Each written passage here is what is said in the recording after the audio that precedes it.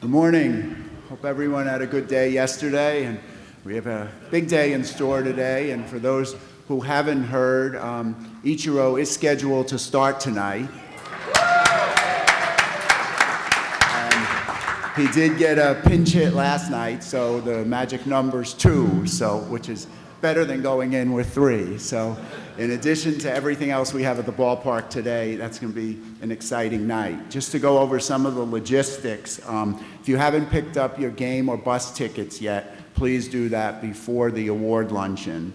Right after the award luncheon at 1:30, the buses are going to start going to the ballpark. So if you can just head out front to the bus as soon as possible, because we do need to start at the ballpark at 2:30 promptly, because we've got Mattingly, Bonds, Dawson, the Perez family, but they're all coming in at scheduled times, and we have from like 2:30 to 4 to do that.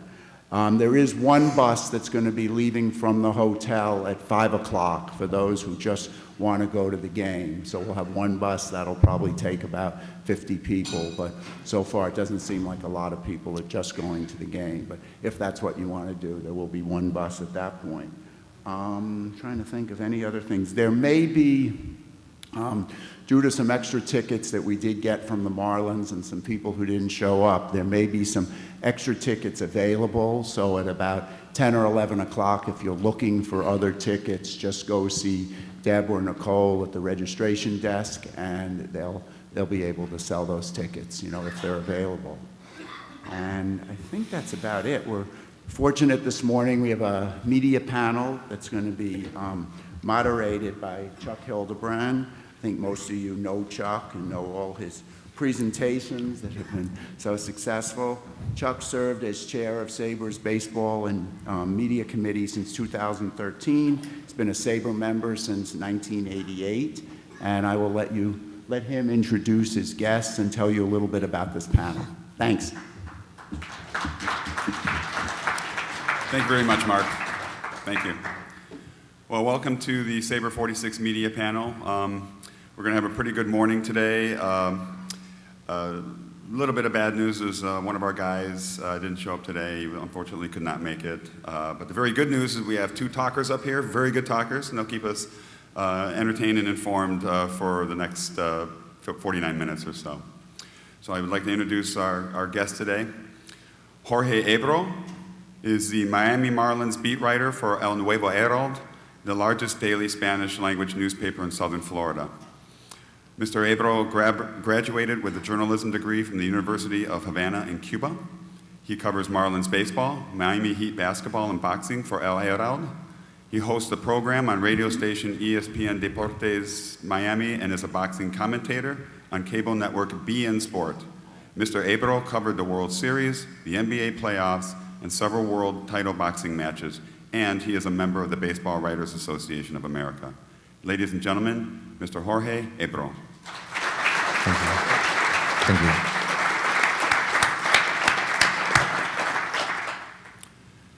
you. Reynaldo Cruz Diaz is the founder and head editor of the Cuban-based magazine Universo Beisbol, which is hosted in MLB blogs.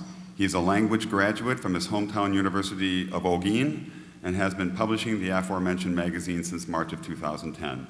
A SABR member since 2014, Mr. Cruz writes, translates, and photographs baseball content, and was honored to be in the photographer's row at the now famous Barack Obama game in Havana this spring, obtaining some beauty shots of the president from the Tampa Bay Rays dugout. Despite the rich history of Cuban baseball, Mr. Cruz's favorite player happens to be no other than Ichiro Suzuki, whom he expects to someday meet and interview after seeing him get hit 3,000 tonight, of course. A lover of classic ballparks, he counts Fenway Park, Wrigley Field, Cochin Stadium, and Estadio Palmar de Junco as his can't-miss recommendations to see a ball game. Ladies and gentlemen, Mr. Reynaldo Cruz Diaz.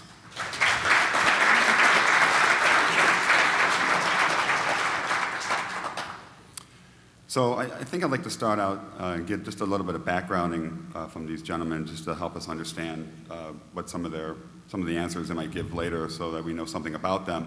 So I'm going to ask Jorge, would you briefly explain how you decided to become a baseball media professional? When did you become aware of your desire to do so?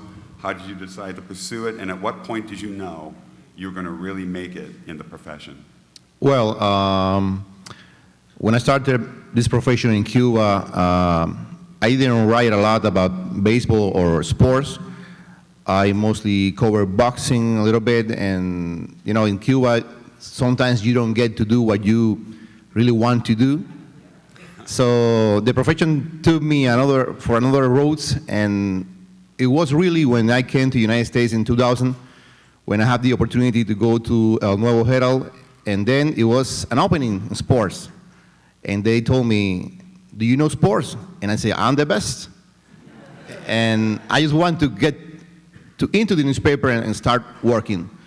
So I remember my first year I was doing just box scores, who wins, who lose, ERA, and nothing more. But sometimes, a year later, they told me, go to the stadium, start writing. And it was for me like a christening. It was like a new life was living in myself for that day. And I had the great reward because the other year, 2003, the Marlins were world champions of baseball. And it was an experience that I never forget. I remember it took me a lot of studies, a lot of effort, because when you came from Cuba, you don't know anything about contracts, you don't know anything about free agency, you don't know about all the legal stuff in the league, and you have to know it because it's the life and breath of this league. And also, it was a great experience because when I came to Miami, Miami was with a lot of older people, Cuban older people that was so in love with the history of baseball in Cuba, but they didn't know a little about the new generation of baseball. And let me tell you, Miami is changing a lot. Dozens and dozens of Cuban players are living in Miami, the people who made it and the people who still dreaming to make it.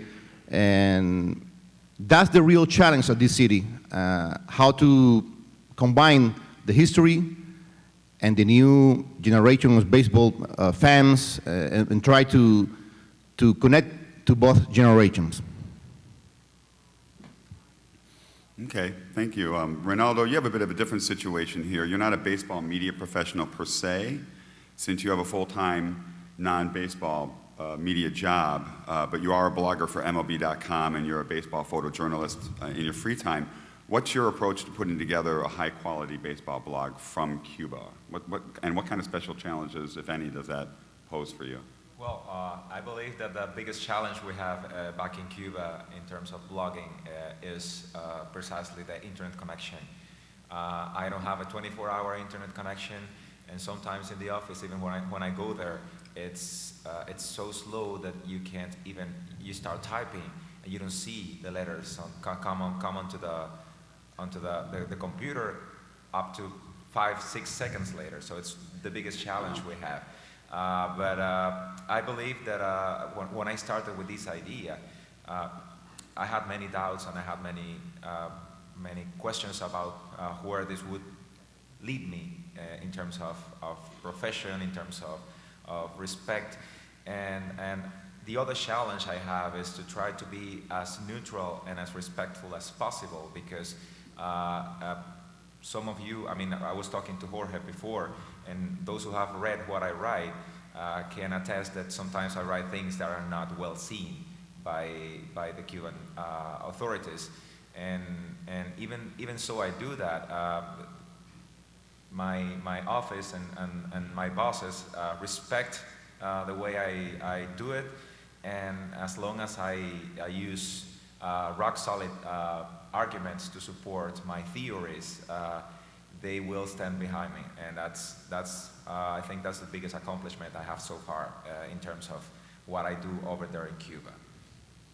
So how do you kind of compartmentalize your job at Ahora, the newspaper you work at, with your avocation of maintaining your baseball blog? How do you kind of separate the two, and Is there ever any overlap between the two, or are they completely separate? Well, they actually separated because I am paid to be a photographer, but that's not precisely what I do.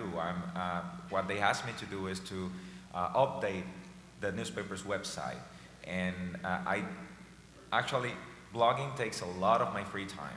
I spend hours and hours at home writing down things. I download statistics, stuff like that from the internet, and I go home, and in my free time, while my peers are drinking or watching TV or going to parties, I am sitting at a table with a computer, analyzing statistics, analyzing news reports, and putting together something I want to publish the next day.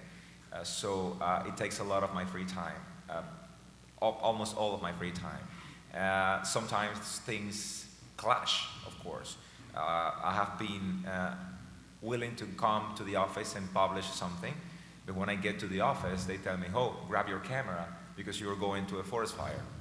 And I have been willing to post that, and I prepared to post it that day because that day is the day I want it on.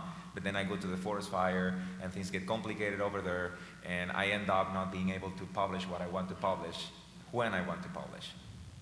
It's a big challenge over there because even though they respect the way I do things, they don't take me seriously.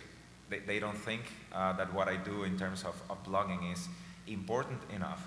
And if you look closely, this is what brought me here. So I think that from now on, perhaps they will. All right, very good. Now, of course, Jorge, this is your job. You do this for a living. You don't have to compartmentalize between this and something else that you have to do, which is really an advantage, because I think as people who are interested in how the media covers baseball, I think a lot of us would like to understand, what it is that an MLB beat writer really does on a day-to-day basis, how they approach the game and whatnot. So let's talk about game day a little bit. What do you do to prepare for a game before you get to the ballpark? You wake up in the morning and then you do what? Well, as 24 hours, you have to remember that I'm also the big writer for boxing, and what is happening with Cuban baseball or baseball in Miami is also happening at the same level in boxing. So it's like catching butterflies. You don't catch all the butterflies, you catch what you can.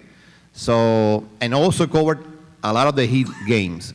It's a busy schedule. What I had to do is like a balancing act. But usually I wake up and go into my radio station in ESPN Miami. I work there like 2 hours live, a live radio show from 10 to 12. Then go to my house, eat something, and then go to the stadium. I have to be at the stadium like 2:30, and we usually meet with the manager. The clubhouse open at 3:15. We get into the clubhouse, try to get information, interview the players. Of course, it's important for us, the Latin players that are in the clubhouse, and then we meet every day with Don Mattingly or whoever is the manager at the time. We send, yeah. You never know who it's going to be. Yeah, who knows? With Lori Iverson, it's up in the air. So I send 1 or 2 stories before the game of what is happening in the clubhouse, who is sick, who is not playing, what is not playing, why Ichiro is not playing, all that stuff. And after that, the game, with these new technologies and what happened, you see what happened in the game on TV or radio or bloggers or whatever. So what I'm trying to do is look for the human side stories. This is the way that I approach baseball. Okay, Jose Fernandez last night was, the guy was hit. So the guy was hit by his best friend, Alexis Diaz. So what I'm trying to do is speak with Jose. Hey, what happened? It's your best friend. It was your neighbor. And try to develop the human side of that story, the story that maybe other people can give you. So it's the only way that I see that newspaper or new online newspaper, because believe me, paper will be out in 3 or 4 years.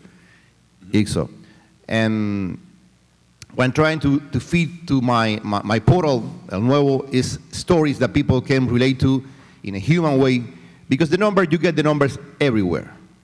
The numbers are spread all over, but the human side seems that what happens, why Jose is now a star. He's a star because the father of Alamis convinced his mother to let him take him to the playfield. If the father of Alamis Diaz didn't convince his mother to let Jose play, maybe Jose will be still in Santa Clara doing who knows. That's every day what happened. Fernando Rodney, 39 years old. How long do you want to continue? Things like that. So it's like 24 hours working, looking for the angles, looking for the stuff that no one can give you. That's the only way that we are going to survive. So, by the way, his article about last night was Jose Fernandez mistreated in his own home by childhood friend. Tell it like it is. Nice. Thank you. So Jorge, while the game is going on, what are you doing during the game? And then once the game is done, what do you do after that? Let me tell you, this thing of the social media is killing us. It's helping us, but it's killing us. Because I remember 7 years ago, you enjoy the game more calm. You enjoy the game, enjoying the game. Now you have to be tweeting all the time. What happened this? What happened that? And when you are tweeting, you don't just say, oh, the game is tied, or it's 2-3. No, you have to, in 140 characters, try to get something to the people who is connected with you, the people who is following you. So you try and, hey, Marcelo Zuna is a terrible fielder in center field. Why? Because he doesn't know how to read the route. And trying to give tidbits, things for the people who are following you in Twitter or Facebook or Instagram or whatever is coming, because every day is coming a new platform. So now you have to be aware of every pitch, of everything that is happening in the game. Sometimes in the past time you maybe get a little, distracted. Now you have to be aware all the time. It's very important, because if you make a mistake, people will let you know. Hey, because people are seeing the game at the same time too. So. All right. So Reynaldo, as the one Cuban national here, you are the de facto subject expert for us on the way the Cuban media cover baseball for the fans on the island. So can we talk a little bit about what you see? Now, you've been here a month. You've been here since July 7th. So you've seen a little bit of baseball on television, heard some on radio, read about it in the papers. Can we talk about what you see as some of the key differences in the way the media cover baseball in Cuba versus the way the American media covers baseball here? Well, I believe that the biggest difference is that the way the baseball media in Cuba is rather apologetical. If a player misbehaves, and if the player happens to be from Havana, he will not be criticized. That's true, and Jorge can support my theory because he worked there. And a guy like Victor Mesa, no matter what he does, the Cuban national media will always find it funny. He can throw dirt at an umpire's face, they think it's funny. He can do whatever he wants to do, and they will not try to hold him accountable for his actions, or say that he should be held accountable for his actions. I believe that the fact that they don't get to decide what to do, and the fact that perhaps they don't have the courage to make a decision, not because of what will happen to them in terms of losing their jobs, but because of what will happen to them in terms of having an open door into the office of the Commissioner of Baseball in Cuba is the key. They are they never criticize the decisions made by the Commissioner of Baseball in Cuba. They never criticize the decisions of how the Cuban national team is built. They never criticize that so many changes in structure in the Cuban national series. And many times they don't have their own opinion. Some of them say something, and the rest follows. We have guys like Sigfredo Barros, who unfortunately is getting old, but he's like the first ever Cuban journalist to speak, to write about the major leagues in the national newspaper, Grandman.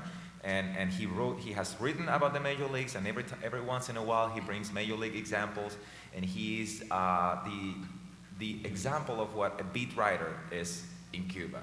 He's a great author.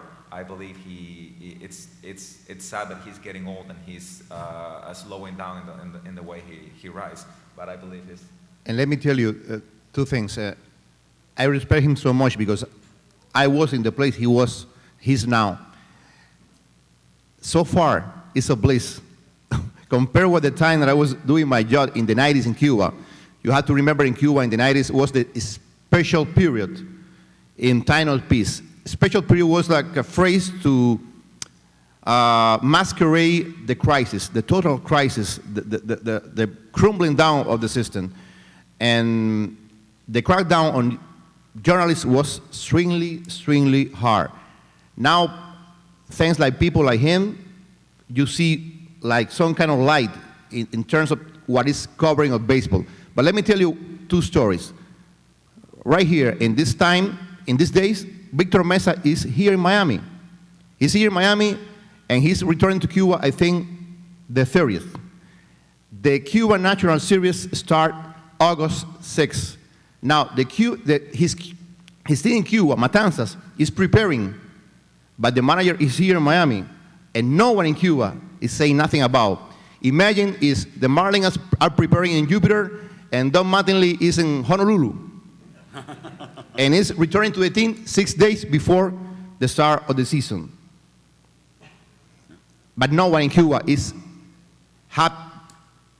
I don't say the balls, have the courage because they can do it.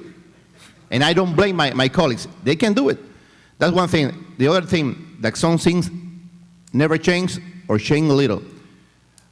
Last week, a young woman journalist published in Radio Rebelde website the news for the first time in Cuban history, the news that Julieski Gurriel signed a pact with the Houston Astros. And they published the news, the agency News Efe from Spain, write something about it. He posted on the website. She's now out of the job. They get rid of her. So it's difficult for them in Cuba to write, to say things when still the doors are not open for this kind of information freely goes in and goes out.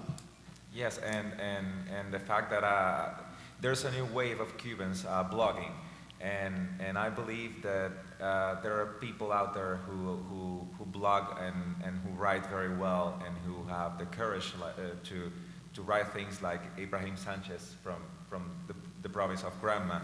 He is very well known, he is very respected, and he writes the way he thinks. So that's the huge difference.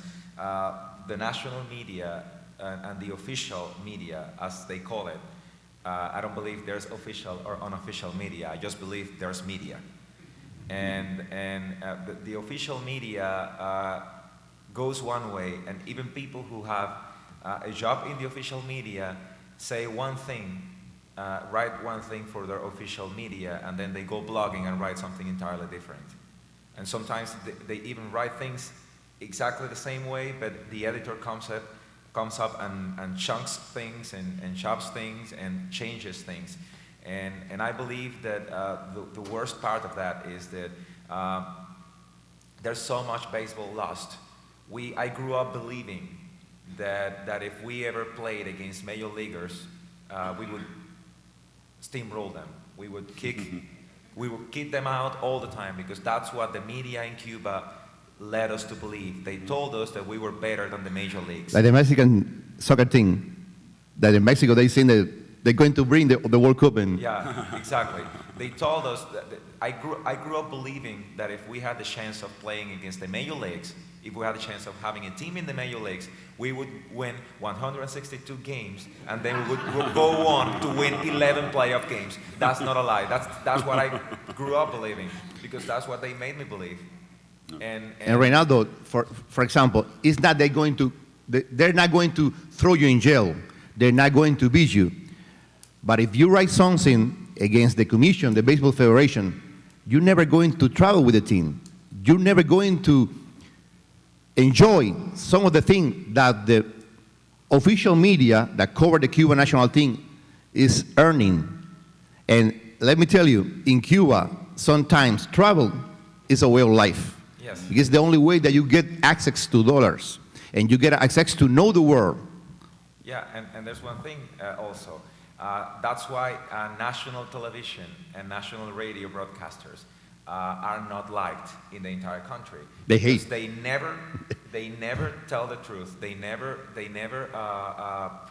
never honest, because what they want is to travel with the national team. And you see Rodolfo and Modesto Agüero, and they are always being very apologetical to the National Commission. And those, those things have changed for the worse, because I remember Hector Rodriguez and Eddie Martin, they criticized. Yeah. They And even Eddie, I was seeing really good the exposition about the Cuban Sugar Kings.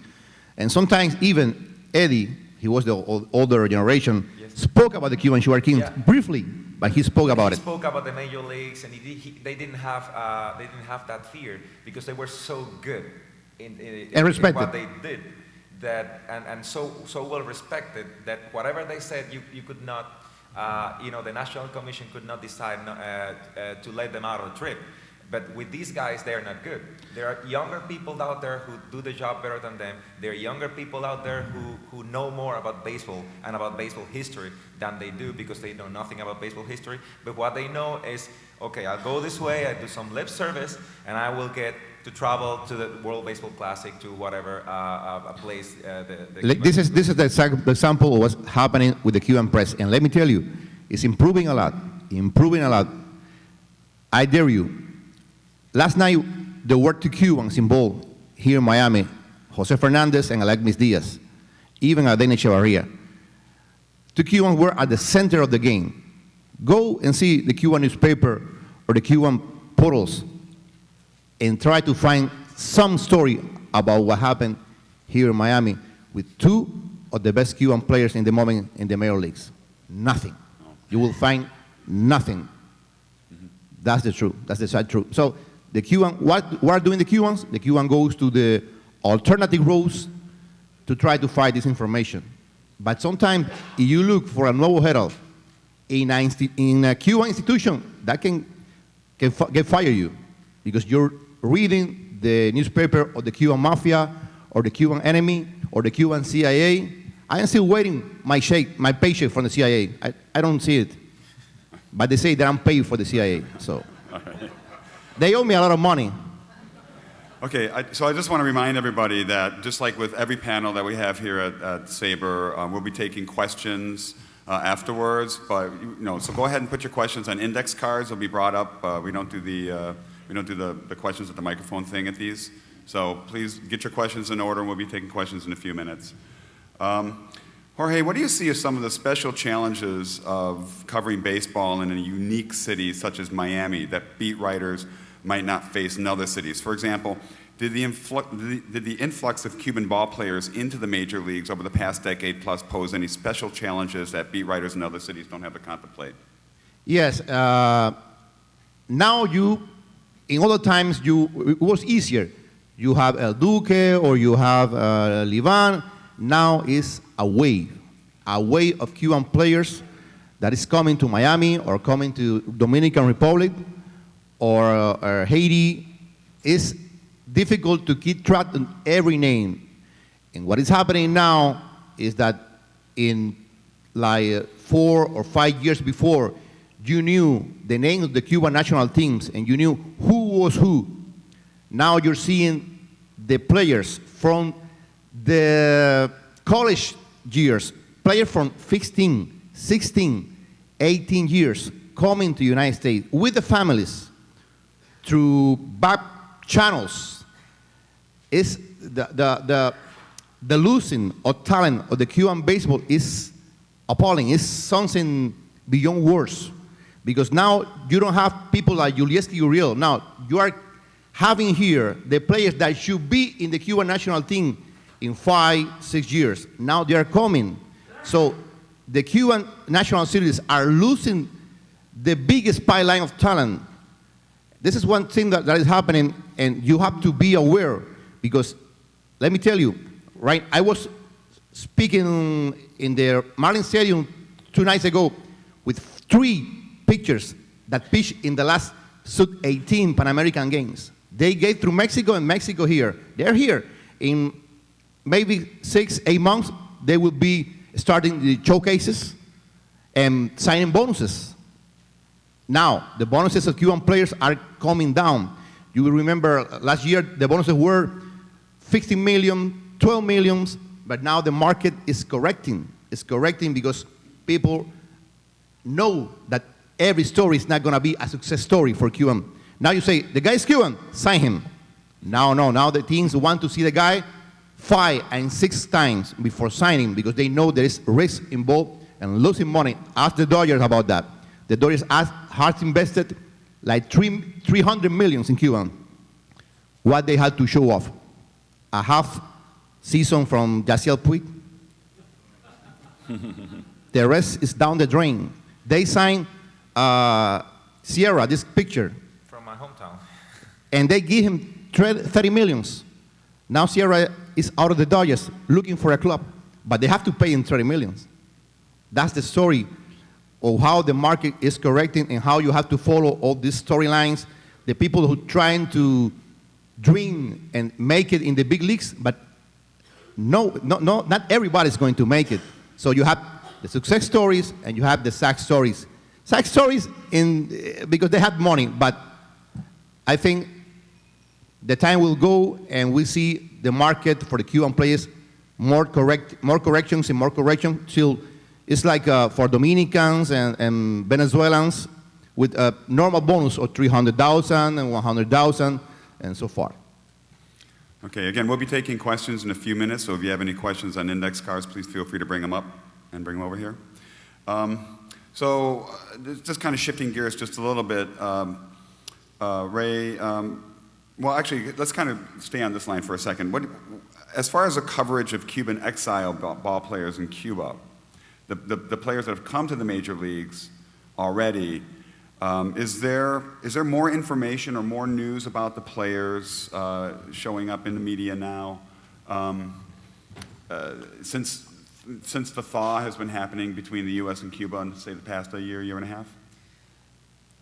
This is the means of information for Cubans to know about Cuban ball players, flash drives. There's a game broadcast weekly in Cuba, and sometimes 2 games a week, a Major League Baseball game, and they indeed have shown up some Cubans over there, but they tried not to show the success stories. They had no choice with Cespedes because they had promised they would broadcast the entire World Series, and when the Mets made it to the World Series, they had no choice but to put Cespedes on TV. But we have never seen Chapman on TV, we have never seen Abreu on TV, we have never seen Puig, despite the fact that he's now going down, but when he was a success story, we never got to see him. We get to see Kendrys Morales, who got injured and has struggled to keep up. We get to see sometimes Alexei Ramirez, who is not a defector per se, because he left the country legally. And sometimes we get to see Leonis Martin and other people, other players who are not as successful as they might be. But there's no coverage of Cuban players. They do everything in their power not to talk about them, and when they have no choice, they only tell you, he's Cuban and he's from the Cuban baseball school, and that's all they say. They don't tell you what team he played for while he was in Cuba. They don't tell you anything. Like we have had, and I'm not exaggerating, we in Cuba have had more praise and more information about Miguel Cabrera on TV than about all of the Cuban players who left the country all together. And that is not a lie. It's something that sometimes is striking. And for someone like me, I blog. The first time I wrote the name of a Cuban player was an article I wrote saying that Cespedes was not going to be a success story in the major leagues, and I based my argument in the fact that he was not a clutch hitter in Cuba. He was actually a clutch choker. I'm going to give you a piece of information. The year he broke the single season home run record, he never hit a home run against any pitcher from the Cuban national team, and he never hit a home run after the 6th inning. And he broke the home run record. Everyone's like, "Oh my God, he broke!" But he was a clutch choker. And the day he proved me wrong, I had to write it too.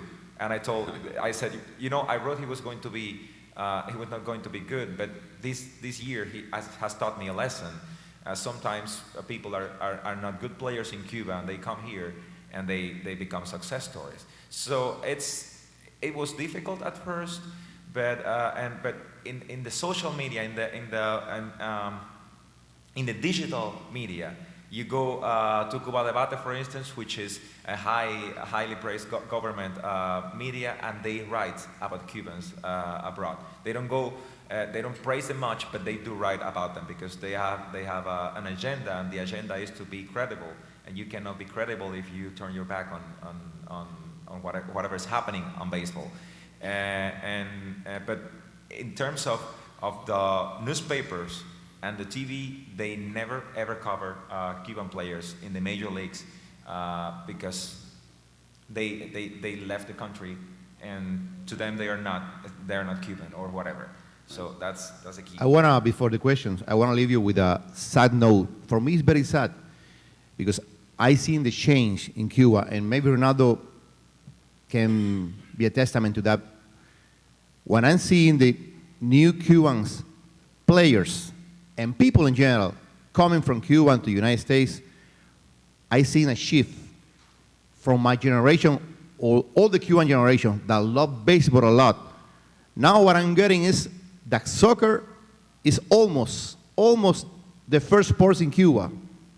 And why is happening this? Easy. When you see the Cuban television, you can see the final of the World Cup in real time, the final of the Champion Cups on real time. You get to see almost every day the best games in the League of Spain, the League of England, the best league in the world. You constantly are seeing the big leagues of soccer every day. I was talking to these three gentlemen, three Cuban pictures of the Cuban national team, and they say, I play baseball, but I prefer to see soccer.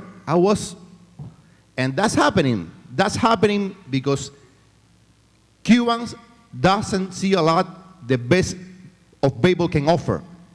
What they're seeing then, what they are seeing is a national series depleted of talent, a national series with back stadiums, because I'm seeing this, I see a lot the Cuban baseball.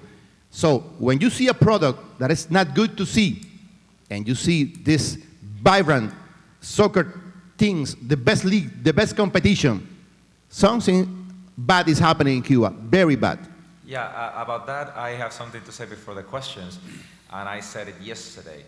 I had an argument with someone, and they say, no, we're losing interest in baseball because of the national series, because of the Cuban national team's latest defeats and all that. But I told them something. Look, the Cuban soccer team sucks. and you know what? The reason is we have been watching on TV for 20 years the best soccer in the world. For 20 years, every time, for like 7 or 8 years, every time Real Madrid and Barcelona play a game, it's broadcast live. Weekdays, work hours, they broadcast the game live. And people actually leave the office to go and watch those games. Yep. But they have never seen a live inning, one inning live of the major leagues on national TV. They've never seen that. That's amazing. And I told them, you know what? You get, these 20 guys are playing soccer today. They're playing soccer. I guarantee that there's more chance that 5 of them end up being major leaguers than 1 of them makes it to the national soccer team. And they're playing soccer, and they're 20. Right. It's pretty amazing. So, okay, so we got about 7, 8 minutes left maybe, so we're going to get to some questions. Here's actually a good, sort of a non-media question, but I think this is a really good question. When the Marlins built the new stadium, one of their arguments was that the attraction of the location would make it, very attractive for the Hispanic fans here in Miami. How do you think they're doing so far? Well, it's been a lot of years of disappointment. A lot of years the community has quarreled with Jeffrey Loria. Things that were dismantled. But I think a lot of excuses are made around here, around this. Miami is a city with had many temptations. Imagine, in St. Louis, you have the Cardinals, and that's it. Miami have the beaches, the nightclubs, the nightlife, even the crocodiles in the Ebro place, and the competition for the dollar is very hard. I think the Marlins this year are doing the thing right, and you're seeing the attendance growing and growing a little bit. For example, this is the moment. People doesn't believe that Gloria is going to do something out of the pocket and bring the starter that the team needs to get better, to get to the playoffs. If the team doesn't do nothing, the people is going to, Gloria again. That's the bad situation that we are here. No, that's unfortunate. I know that in Los Angeles, they went without the NFL for a couple of decades, and one of the reasons why is there's so many other things to do out there. So that's pretty good insight. For Reynaldo, how has the Cuban media reacted and covered Aroldis Chapman's domestic violence issues? Well, they have said basically nothing. And I'm going to tell you a little bit of a secret, and I hope this stays here in this room. So you're on your honor. Everyone says that Aroldis Chapman got suspended from the Beijing Olympics because he attempted to defect, and that is a lie. He got suspended from the Cuban national team because he was caught shoplifting in Chinese Taipei in 2007. And every time you see a Cuban player with a weird story going on here in the majors, you go, and that goes back to the media thing. They suspended Chapman because of a lack of discipline incident. They don't tell you that he was caught shoplifting in Chinese Taipei. They don't tell you that Yasiel Puig was caught shoplifting and taken to prison in Netherlands. They don't tell you any of that because they cover that. They try to keep the ball players and the media and the baseball authorities as gods who don't do anything wrong. So they haven't said anything because the mere pronunciation of the Chapman name is kind of sacrilegic. And people were very surprised when during a TV presentation, Ray Vicente Anglada was speaking about the talent drain, and he said, "Oh, by the way, there are players, and there are Cuban players who are successful in the major leagues. The hardest thrower in the planet is in the major leagues. He is made in Cuba, and he threw as hard while he was in Cuba." And everyone was like, "Oh my God, he's about to mention the name." He didn't mention the name, but he mentioned the fact that the hardest thrower of the planet was made in Cuba. And they try not to mention his name, and they haven't covered his domestic violence incident because that's also some scandal they want to keep the people unaware of. People know that. Told them about the Cuban volleyball players. Yes, Cuban volleyball players were accused of sexual harassment in Sweden. Sweden or Norway? Finland. Finland. Six, and one was cleared the next day. They said nothing. 3 days later, they issued a statement, and when they issued the statement, they didn't mention the crime they had committed. They said they are held prisoner because of a so-called crime. They don't tell you that the accusation? The accusation is rape. And we know that there was, there might be some issues. The thing is that they don't know how laws work outside. And you know, in Cuba they can date a 17-year-old girl and nothing happens because that's normal. As long as the girl is 16, she can date whoever she wants. But in other countries, that's sexual harassment. That's probably statutory rape or something like that. So they don't know that. But the thing is, they cover it.